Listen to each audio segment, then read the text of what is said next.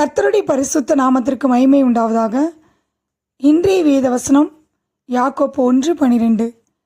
சோதனையை செய்கிற மனுஷன் பாக்கியவான், அவன் உத்தமன் என்று விளங்கின பின்பு கர்த்தர் தம்மிடத்தில் அன்பு கூறியவர்களுக்கு வாக்குத்தத்தம் பண்ணின ஜீவ கிரீடத்தை பெறுவான்.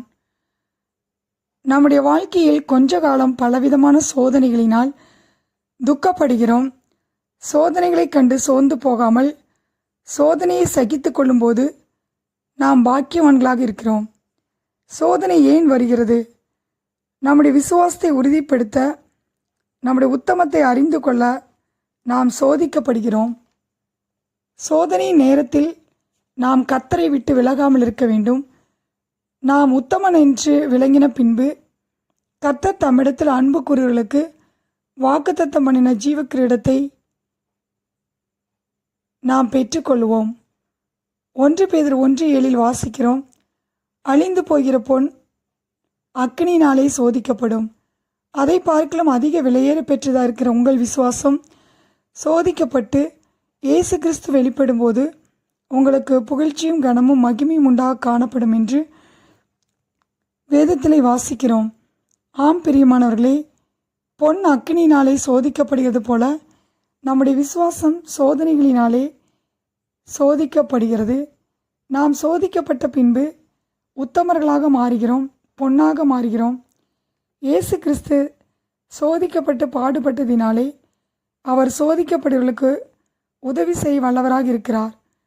அவர் பிசாசினால் சோதிக்கப்படுகிறதற்கு ஆவியானவர்களை வனாந்தரத்துக்கு கொண்டு போகப்பட்டார். சோதனைக்காரன் பிசாசு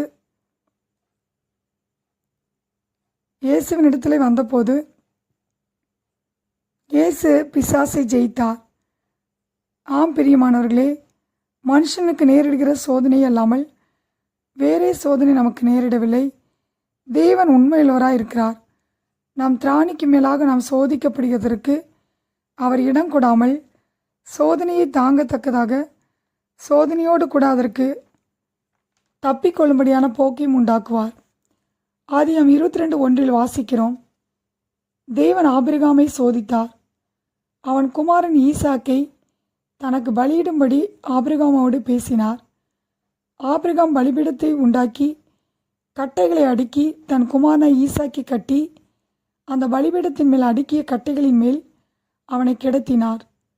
பின்பு ஆபிரகாம் தன் குமாரனை வெட்டும்படிக்கு தன் கையை நீட்டி கத்தியை எடுத்தான்.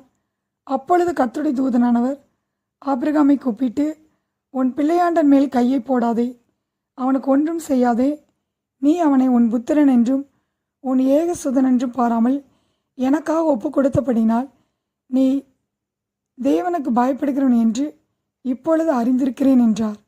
ஆம் பிரியமானவர்களே, நாம் சோதிக்கப்படும்போது நாம் எப்படிப்பட்டவர்கள் என்பதை தேவன் அறிந்து கொள்கிறார்.